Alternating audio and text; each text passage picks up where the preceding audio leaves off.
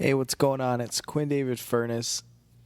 Welcome to the Beantown podcast for Saturday, July 20th, 2019. What's going on? How are you? What's happening? This is my show, and we are streaming live from the Washington Hilton up here on Connecticut Avenue here in muggy and extraordinarily hot Washington, D.C. Let's take a look at our radar here. Our weather app has Washington currently, I'll just give you the straight facts, 92 degrees. We scroll down here. Humidity's only at 56. It's not terrible. It feels like is at 104 right now. And the UV index is at 7. I don't know what that means, but pretty hot. It's going to get up, let's see, 92 right now. It's supposed to peak at 98. So if you add another 6 to the feels like, that's about 110. And I think feels like tends to go up as the sun is out for longer. So let's call it 112, 113 is what we're dealing with. I got to walk to a different hotel where I'm working later this afternoon. I got to walk there in about an hour here in my suit and tie. So suffice to say, not necessarily looking forward to that walk, but maybe I'll turn Walk This Way on my my iPod there by Aerosmith and just go crazy. I always wanted to open up a Chinese restaurant and call it Walk This Way, but you need a lot of capital for that, and probably you need to know how to cook as well, and it's never all come together for me. Well, we're here in Washington just for about 36 hours. I work in a little bit today, but honestly not too much, and then otherwise I'm not doing much. I've tried to get here yesterday early afternoon, and American Airlines canceled my flight. We get on the plane. It's like a 11:30 flight, and we're all buckled in, and they've closed the whatever latch door, and we're watching the safety video on the screens, and all of a sudden, in the middle, the captain comes over the intercom and says, "Ladies and gentlemen, I have some bad news. Maintenance on their final inspection has found a panel that is loose, and there's a screw missing, and we can't find it. So we're going to have to go ahead and deboard that plane and stay close to the gate area, and we will get updates to you as soon as possible." So we deplane after we had just planed the first time, and it wasn't, in the grand scheme of flight delays and cancellations and yada, yada, yada, I've had things that are way worse. I've slept in the Atlanta airport before. But this probably, the whole thing, they ended up getting a new plane and switching gates and all that stuff. So we ended up leaving around 2:30, something like that. So, and then when you get into, I flew into BWI, and then it's about a hour 15 on a Friday afternoon to get from there down to DuPont Circle, Adams Morgan area where I'm staying. So that was a rough one. I was hoping to just, get in early afternoon originally, take the train and then take the metro. Super easy, and it would have taken a little bit longer than taking a cab, but don't have to worry about just sitting there in traffic with an Uber driver. Like, I'd rather just be doing my own thing. Alas, that didn't happen. So get to the hotel finally at 6:30, something like that. Ended up grabbing some dinner and drinks with a cousin, and today we're working. So that's what we're doing here. Got a flight out of Reagan tomorrow morning at 6 a.m. and fingers crossed, no delays or nothing like that, so I can get home. And I got stuff to do tomorrow. I got to do my laundry. I got to go grocery shopping, got to meal prep. So there's lots going on here, but yeah. I bring this up here because some frustrations growing. So everyone who listens, or most people who listen, know that I play a lot of trivia. I just play a lot of trivia in general. And since I moved to Chicago, I've been playing at a bar in Wicker Park, a bar that will remain nameless. It's not the bar's fault what I'm about to tell you; it's the trivia company's fault. But it's not the same trivia company that I played with in Baltimore. So it's new rules, new regulations, new hosts, all that stuff, new stuff to get used to. Well, I've been playing there with my brother for about a month and a half now, and so far it's been fine. We've had some successful weeks where we've won some prizes, yada yada yada. I think that's the second time I've used that already, and we're only on the 7th minute. But this past week, oh boy, S hit the fan here, and I'll give listener discretion is advised. Number one, we'll occasionally use some frustration-induced language, and number two, trivia frustration-induced. Number two, the podcast is objectively terrible. And I tell you what, right now, if you're listening here on minute 7 and you're wondering if there's if this episode's ever going to get good, or the podcast in general, but if this episode's ever going to get good, no, I've got talking points, but there's no special theme or something. Last week, our interview with Tariq Shahada was the one you want to listen to. But moving ahead here, so there were some issues with questions, and there were, let's see, I think three and a half major ones that I'll tell you right now. So the first one, the category was crossword clues, but it wasn't like Jeopardy where they give you the first letter and the number of letters, which is how crossword clues works in like trivia format games, but they just gave you the number of letters. So it was frustrating. The description of this question was 4 letters meaning low in pitch. That's it.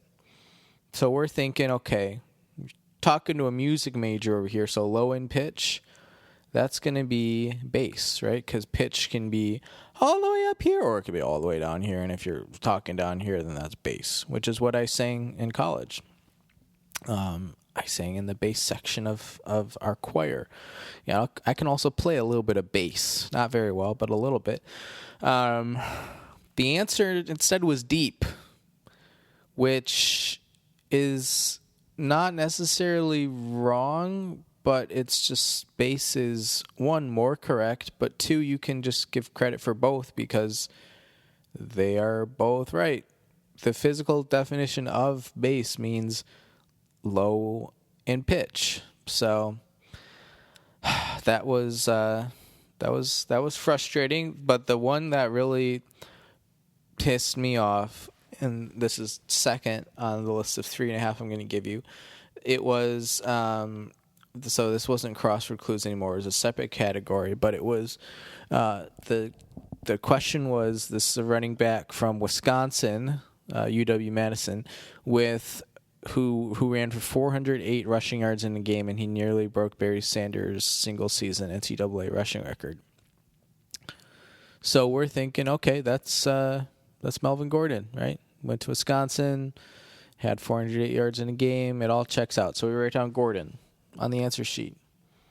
Not trying to trick anybody, not trying to cover our asses because we don't know if it's Melvin or Marvin or Martin. No, just that's how things work, right? If you asked who was the 18th president of the United States, I would tell you Grant, and you wouldn't give me any bullshit because everyone knows that's Grant.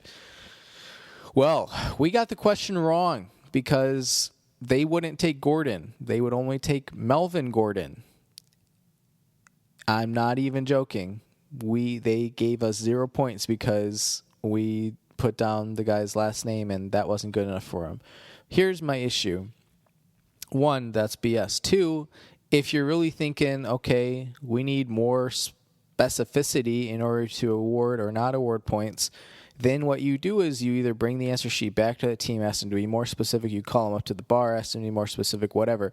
You can't just give them 0 points because there are no official trivia rules for this company that says you have to give first and last names, and that hasn't been enforced before and it wasn't enforced after. But yeah, it's just like the only time when a last name solely by itself doesn't suffice is if you're like, what was the name of, Abraham Lincoln's brother? I don't know if he had a brother, but you can't just say Lincoln, right? That doesn't make sense. You have to give the first name. In fact, they're not even looking for the name Lincoln. They're looking for just the first name. Well, when you're asking me what the name of a running back is, I'll tell you Gordon, or I'll tell you Tomlinson, or I'll tell you Alexander, or I'll tell you Peterson. And if there's a situation where there's a super general name like Jones or something, where there have been a lot of middling running backs with the last name Jones, maybe Felix Jones or Thomas Jones or a number of other Jones. Well, yeah, and that's not going to cut it. Although even if you give a specific description like went to Wisconsin and almost broke Barry Sanders' rushing record, that in and of itself adds multiple layers of specificity to the question and to the corresponding answer. So that's not how it works. It breaks all the conventional rules of trivia type games. Anyways, number 3 here. So in that same category, the whole kind of thing with this category is you can either take the answers. There's, I think, 10 of them in this round, 10 questions and answers, and the answers will all have a certain theme or category of some kind. And some of them are straightforward, like one of them, so one of the answers was Melvin Gordon, one of them was Nirvana, another one was Everclear. So like some of them like Nirvana, Everclear, you don't have to do anything, but other ones like for Melvin Gordon, for instance, it's not, Gordon isn't what they're looking for, it's Melvin. So long story short here, the kind of theme of, or the thing that all these answers had in common was that they are 90s grunge bands. But when they ask you, what the theme of the category is or what binds all these things together, they don't, say how specific or unspecific to be.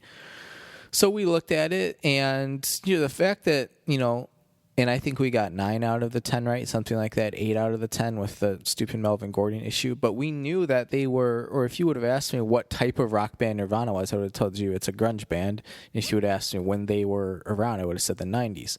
I knew that, but we put rock bands because these are rock bands. Like, it could have worked the other way. We could have said 90s grunge bands, and they could have been looking for, no, we were looking for rock bands, actually. And then maybe we wouldn't have gotten the point. So it's better to, go a little bit more unspecific to just cast a wider net, which is what we've been doing at this trivia game in general. And so we put rock bands, and we don't get any points for it. Again, you can't just not give points. You have to ask to be more specific if you really want it that way, or you can just give the points because we understand that they are rock bands, and all 90s grunge bands are indeed rock bands. So, the last one, the half. This didn't affect other people, or this didn't affect us differently than it affected other people because we got clarification for the entire bar. But the whole thing with the last round, and I'm really going on a trivia rant here, but I think the beanheads need to hear it. The whole last round is a speed round, and it's kind of an open-ended question where you can put up to 30 answers in like 2.5 to 3 minutes. It's pretty fast.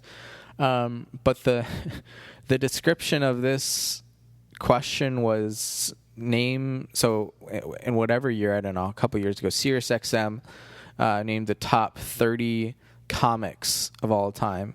And then the guy running the game was like, and go. And everyone at the bar is just like, wait, hold on a second. Comics? What do you mean, like comic books, comedians, stand-up people? Like, what do you mean comics? Like, you got to give us, like if you said Bears, is it like actual Bears? Is it Chicago Bears? Is it a gay thing? Like, you got to be more specific than that. And so we restarted the timer and got clarification that it indeed was comics as in comedians. So it was just, we hadn't had many issues with the game at the specific bar up to this last week, but boy, it was rough. When it rained, it definitely poured, and that was very frustrating. So we're going to be looking to rebound, playing one more game at this bar, and then my brother will be moving back to New York, and I will be finding a new bar with hopefully just a little bit tighter, not tighter run, but just, don't F with us, If I tell you Gordon is the guy who rushed for 408 yards, I'm going to get the points, right? Yeah. Or you can ask me for the first name and I can give it to you because I'm a big football fan. Very frustrating. Well, I applied, if you saw on Facebook, I applied to a job in April when I was probably maybe even late March, early April. But it was, part of a mass dump of, I was really just looking to get back to the Midwest, Great Lakes region. And so I was pretty much applying for any jobs that opened up that I was, qualified for that seemed interesting. And one of them at a college that shall remain nameless in Wisconsin. But they literally, what was this? I think Tuesday, maybe Wednesday. I think Tuesday. They emailed me in the afternoon and were like, "Dear Quinn, we received your application. Let's schedule a time to chat on the phone." Okay, so bear in mind, this is probably July 16th, July 17th, something like that. And I think I probably applied. Let's just conservatively say April 1st because I don't really remember. It wouldn't have been much later than April 1st. It wouldn't have been much earlier than then. It was sometime around there. Well, let's see. Let's count on our fingers here. That's 1, 2, 3.5 months after I submitted an application. I don't think that's normal. That seems very abnormal, ABNORMAL. To get back to a person that late, I mean, that's pretty brutal. And then they emailed to my personal email in the afternoon, probably like 2 p.m. or something like that. So I didn't see it right away, and I didn't respond that day while I was at work because I was at work and I was doing stuff. And I didn't respond when I got home because when I get home, I try to stay off, not necessarily the internet, but I'm not thinking of like communicating with other people unless it's like a Instagram picture or text or something. I'm just like, I'm doing my own thing. So I'm walking off the train to my office at like 8:30, 8:45 the next morning, and I get a call from this college. And again, this is in Wisconsin, so we're in the same time zone, central time zone. So they're calling me before business hours, and it's like, well, what do you like? Do you usually call people before business hours and they pick up and you have a normal conversation? Like, that's just, I don't really care. I'm not, whatever. The phone etiquette thing to me is like, whatever, I don't mind. But like, who's going to answer? Most people at, 8:45 in the morning are like driving on their way to work, or they're taking public transportation on their way to work, or the alternative, they're already at work and they're doing work. And it's like, what a terrible time to call. So eventually later that day when I had a minute, I was worried they were going to, send the FBI after me or something if I didn't call them back for this interview. No, I emailed them back, and I wanted to like try to find a way to kind of give them the business. But I sent like a short message. In fact, I typed something out. It said something like, "As you might have guessed, since it's been 3.5 months since I applied, I already took another job," but then I deleted it because I was like, there's just no way for my humor to come across in an email where I don't know the person. It's way too, not even risky, but just like, it's not going to work out the way I want it to. So I just sent back a nice, kind, "Nope. Sorry, took another job. Sorry." People always make fun of the way I say sorry because of my Midwestern accent. I tell you what, you guys know I don't have AC in my house at Chicago, but there is some AC on in this Hilton right now, and I had set it to 77 last night because I'm used to, that's not even that hot, but I'm used to sleeping in a fairly hot environment. So to me, 77 was like, oh, this isn't bad. Well, I wake up this morning, and it didn't seem to stick, right? These hotel thermostats never seem to stick at the temperature you want them to stick at. And so I wake up this morning, it's at 71, and I'm like, oh my God, it's so cold. My nipples could pierce a glacier right now. And so I reset it back up to like 78. And I just look over now. I'm lying in bed under the covers because I'm cold, and I'm thinking like maybe the thermostat got messed up again. I look over again. It's at 69. So part of me is I step away for one moment. If you're maybe you need to use the bathroom or get a sip of water, I'm going to step away for about 10 seconds to adjust the thermostat. I know you're thinking, wow, Quinn, you could just pause your recording and come back and we would never know. Well, we're coming to you live, and this is live air, so we'll be right back.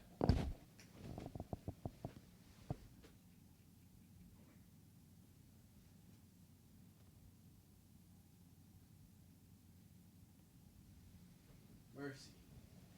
Damn, it's cold in here. The worst thing is in about 45 to 50 minutes. Oh, no, it just reset back to 70. Oh, okay. Let me finish my thought. The worst thing is I'm about to step outside, and I was outside already once this morning to get some breakfast. Boy, it is hot, and that's how we open the podcast. And it's going to be gross walking a mile to this other hotel where I'm working in my suit and tie. Really looking forward to that. Okay, I reset the thermometer to go back to 78, and it went right back down. Didn't stay. So this time I'm going to pause, and I'll be back with some results. All right, we're back. It was more than just the thermostat. I also got up and I had to urinate. And then I was in there and I was like, well, I just had some breakfast. I might as well brush my teeth. Next thing you know, half an hour later, I was singing some gospel songs along with YouTube and working on my hair, getting all spiffy for work. So we're back. We are back. Let's read some advertisements here. Here we go. I'm going to get Cuts by Q right. I didn't update the copy, but I'm going to get it right. All right. Oh, I just found one of the, this is something that bugs me. I found a knot in my hair. In your hair, zombie,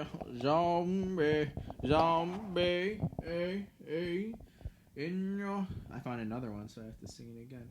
In your hair, zombie, hey. Okay. The knot isn't. I almost turned my microphone off. I'm a mess today. The knot isn't in my. Now I'm not even speaking into the microphone.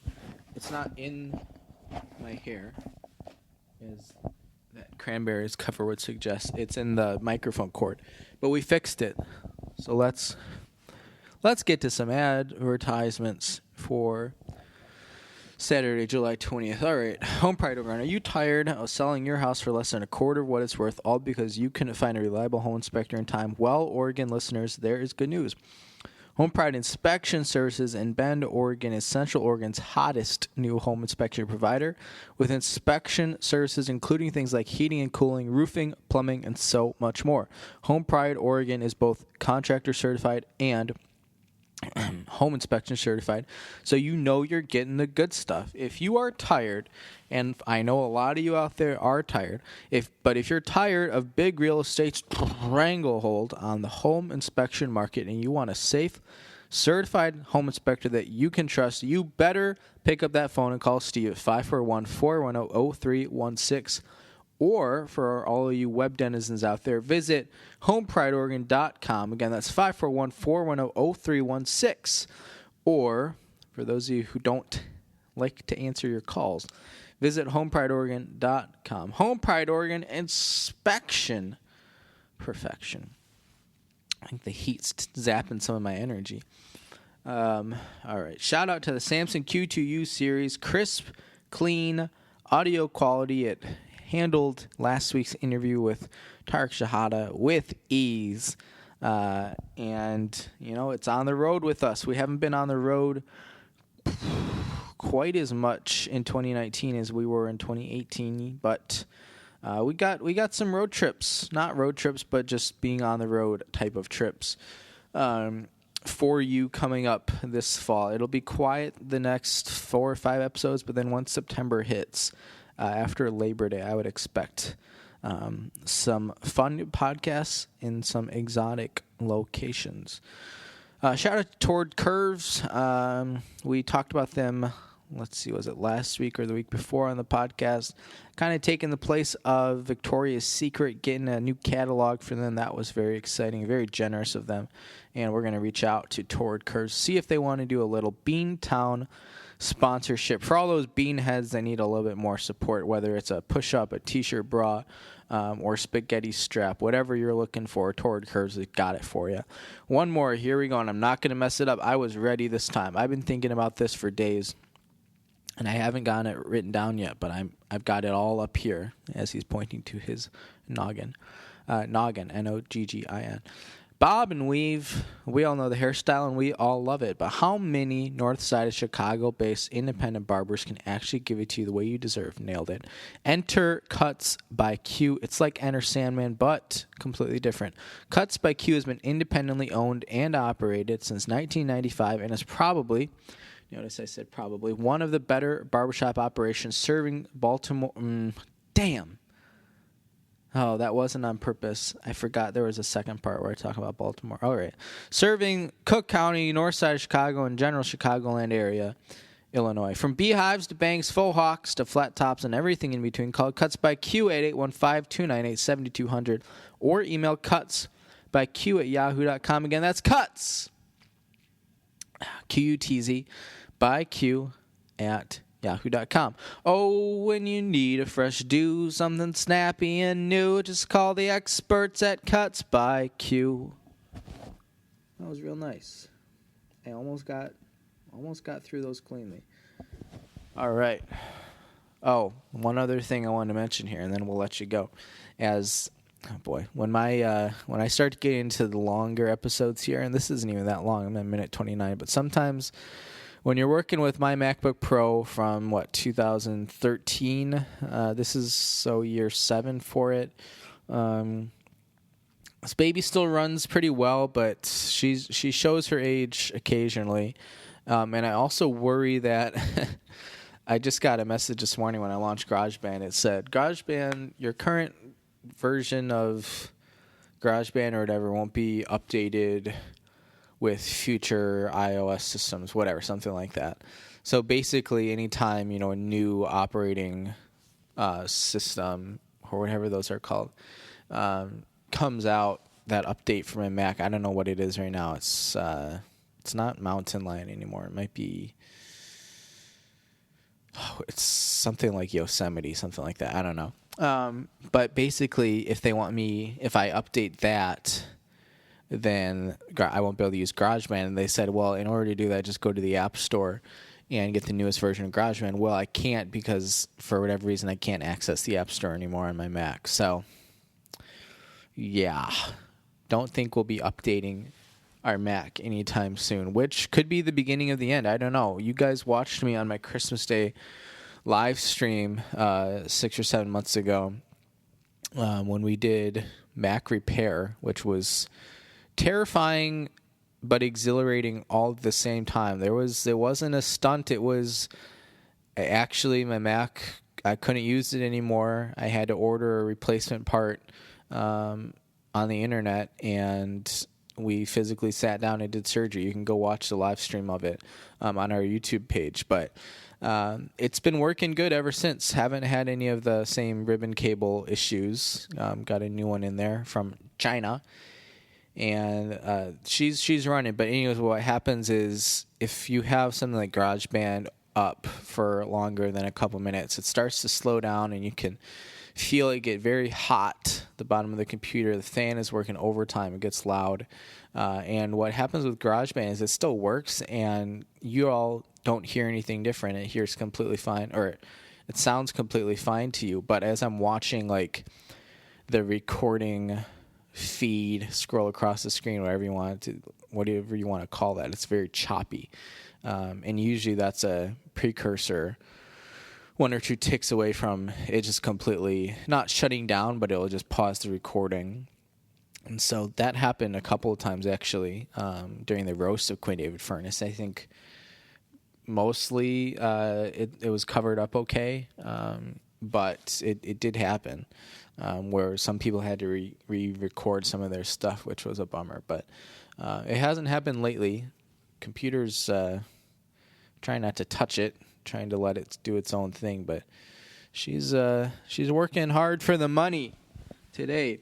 And on the topic of computers, internet, oh boy. So I'm at work. A lot of frantic phone calls to my personal number at work this week. So I'm at work on Thursday, was it? Or Wednesday? Wednesday, I suppose. Yeah, Wednesday. And 2 or 3 times in the morning, I get a call from an unidentified 1-800 number. And I'm at work. Like, there's no chance in hell I'm going to pick those up. Plus, I get a lot of spam calls, usually from ones that have the same area code as me. But it's not uncommon to see them come from, 1-888 numbers or 1-800 numbers. So I get those, and what happens is they leave each one, and this happened 2 or 3 times, they leave 2-second voicemails that are just completely blank. So it's like, I know it's an automated something because it's the exact same pattern every time, but I have no idea what it is. So after the second or third one, I Google the number, and I see that it's related or tied to a Comcast, something. So I'm like, oh, that's weird. Let me go, log into my burner account that I use for Comcast. It's a long story, and it wasn't intentional, but I was unable to use my normal Gmail account for Comcast, and I had to create a Yahoo one, which is really dumb. Anyways, but it's I don't have it hooked up to my mail app on my phone, and I never look at it online because I have autopay set up. So, I notice every month that it comes out of my credit card statement, and we're good. That's that. So log into my email, and it says your Comcast bill is 10 days overdue if you don't pay today or whatever. Or they didn't even say that. They just said we're going to shut your service off today. And it's like, oh, that's lovely. So I go, the worst case scenario is obviously physically calling them, because once you get on the phone with them, it's still not great, but it could be way worse. It's just you usually like 11th person in queue, and it just takes so long to actually talk to someone. So I go to the live chat, and at first it's like a robot. And I should back up and just mention that when I would log on to because I still have my Comcast online login credentials, all that stuff. So I log in, and it's showing me that I log in, and it shows me my account as if it's still hooked up to my old Baltimore address, 817 St. Paul Street. And I look at my auto pay, and it says suspended. I'm like, okay, well, this isn't like, I don't live here anymore. This isn't right. Can I reinstate my auto pay, whatever? And I can tell just nothing is working. So like, this is dumb. So I go into the chat, and I talked to probably 3 different people, and they weren't bouncing me around. They were each helping me with a separate issue. But eventually what you learn is when you transfer your service, right, all I was doing is when I moved from Baltimore to Chicago, before I moved, just logging in saying, there's a whole like start, stop, or move my service, whatever. You click on that, you enter your new address, whatever, you're done. Apparently, it creates a new account for you, which is like, okay, weird, but not the end of the world. But what they should do is automatically transfer your, login credentials, because otherwise, how am I supposed to pay? Because they didn't send me a paper bill. So there's this horrible disconnect in their system, and I'm sure I'm not the first person to have experienced this, where you use your online login credentials, but it takes you to this old account, but you don't have credentials for the new account, but the new account also doesn't send you a paper bill. So there's physically no way to pay your bill. So, boy, it was frustrating. Eventually, what they have to do is physically transfer your old credentials to this new account, which is just like, that should have happened right away when I submitted, or when my move date occurred, because I told you when it was. Very frustrating. Eventually, we got all of our bills paid. AutoPay was reinstated. That's the thing. AutoPay didn't automatically transfer, so I had to re-put in my information and etc. The whole thing probably took 2 hours out of a work day too. It was just, and I was stressed the whole time because I knew it was going to be fine, and I wasn't worried about like losing money on this, but I was just stressed because I didn't want to come home and be like, oh, your internet isn't on anymore. Have fun. Especially because they, on the email they sent or something, it was like, once your internet is turned off, it takes 48 to 72 hours to reinstate. It was just like, come on. It was going to be the weekend. Not that I'm there for the full weekend. I was only going to be there on Sunday, tomorrow. But just like, this is ridiculous. So we got it figured out. This has been a very complaining, ranting-oriented podcast, which kind of makes me feel bad, but also I kind of feel like, based off of comments and suggestions, that's kind of what you fans want. So this is going to be perhaps one of those episodes where I walk away from it feeling like, boy, that was a really rough episode, and all of a sudden we actually get like 3 emails to the email saying like, oh my God, that was great, we'd love more of that. So I don't know, it's tough to get, it can be tough to get a finger on the pulse of what the beaners or the bean heads out there want, but you can always nonetheless let us know how you're feeling with the hashtag friends of the podcast. And as a reminder, we have Beantown buttons, and I was a dummy, so I have this bag of 100 buttons on my coffee table at home, and I keep going out and I keep meeting people, seeing people, some of them big fans of the podcast, others not, but it doesn't really matter. And the whole reason I got these buttons was so I could hand them out to these people, and I haven't physically left the house with one yet. I literally could have brought, a couple of DC and gave one to my cousin, gave one to another friend I'm seeing tonight who's been on the podcast, getting a drink with our political correspondent. If you remember from about a year ago, political correspondent Nick Albano came on the podcast, and boy, we butted heads. It was a fun episode. It was my parody of right-wing media. It's actually a really good episode. I really like it. So go check that out. It's from about a year ago, last July. But we're meeting up with him for drinks tonight. We'll probably talk some politics and get wild. But the point of my story was I've been really bad so far. The 2 weeks now that I've had these buttons, or week, whatever, haven't distributed them. So remind me and I'll do that. Shoot us an email saying, hey, Quinn, where's my button, in all caps, and we'll get you one. And the email, of course, is beantownpodcast@yahoo.com. Again, it's Beantown, I messed that up, BEANTOWN podcast@yahoo.com. There it is. And we will get you a button pronto. You can always follow us on Twitter at BeantownCast. My personal Twitter is at WhiteBuns with a Z. You can find us YouTube, Twitter, not really, but YouTube, SoundCloud, our website, beantownpodcast.com, Spotify, Apple Podcasts, Google Podcasts, what is that? Podcasts, Stitcher, not CastBox yet, still working on it, and wherever podcasts are sold and distributed.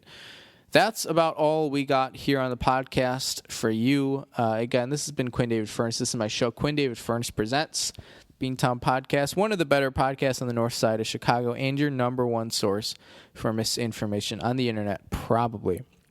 Thanks, everyone, for listening. I hope you enjoyed some of these rants. This is just a day in the life of myself, Quinn David Furness.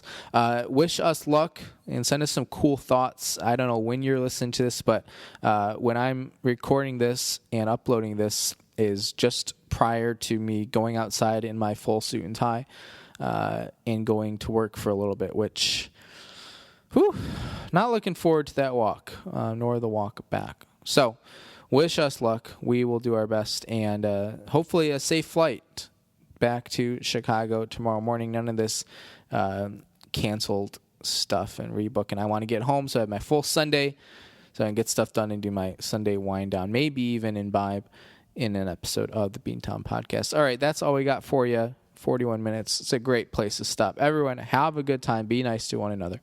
And we will check in on you next time. Farewell from Washington, D.C.